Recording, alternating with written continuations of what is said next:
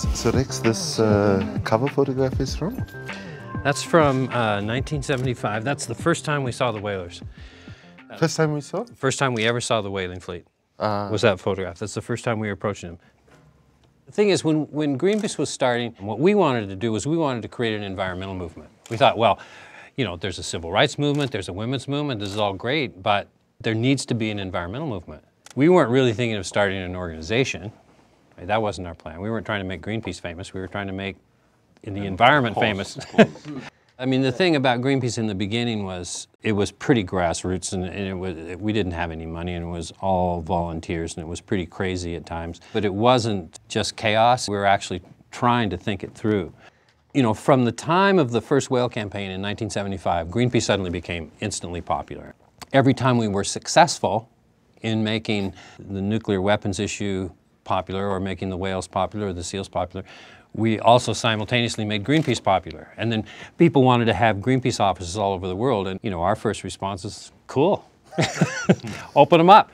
Well, now, you know, 40 years later, we take it for granted that there's an environmental movement. And we also take it for granted that Greenpeace is this huge international organization. But we had no intention, really, of starting an international organization.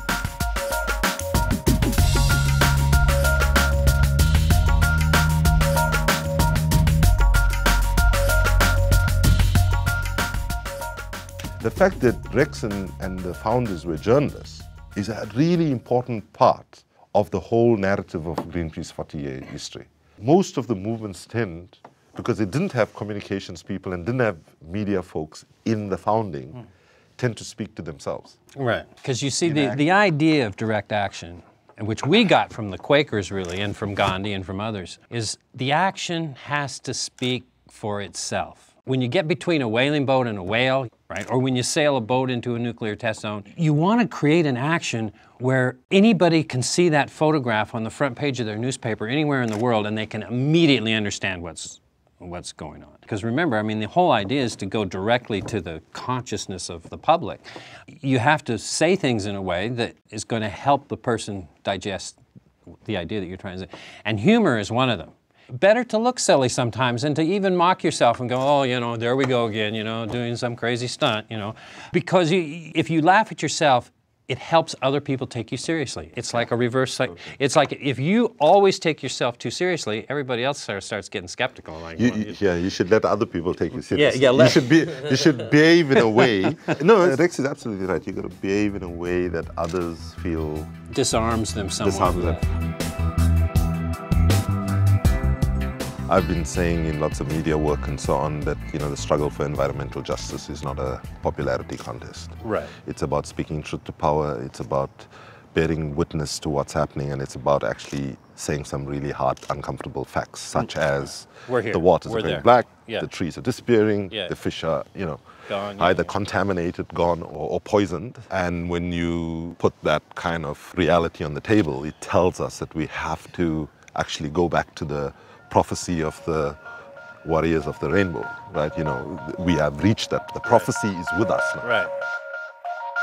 But I do think we have to get better at making the environmental struggle a social struggle.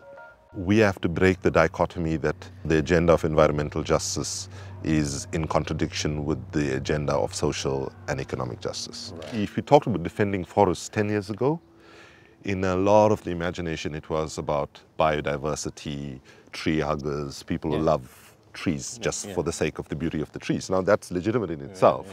But if we speak about defending the forests as critical to the livelihoods of people in the forests, critical for the lungs of the planet, and it affects everybody, then you can actually build a broader narrative that more people feel that they're stakeholders in the struggle. And if we had, you know, 100,000 local groups, they could be talking about what actions they can take on the environment in their communities, what actions they can take to lobby the local government. We have to not simply think out of the box, we must chuck the bloody box away and think in a very different way. The fact is, we have seen throughout even our own lifetimes, and well as human history, that we can actually go through these social transformations, which at one point we thought impossible. We've talked about Gandhi, we've talked about the women's movement, we've talked about civil rights movement and so forth. Before these movements happened, they seemed impossible. So sometimes it takes, centuries of people organizing around an idea, and then suddenly it happens, and it happens quickly. So this is where I hold out hope.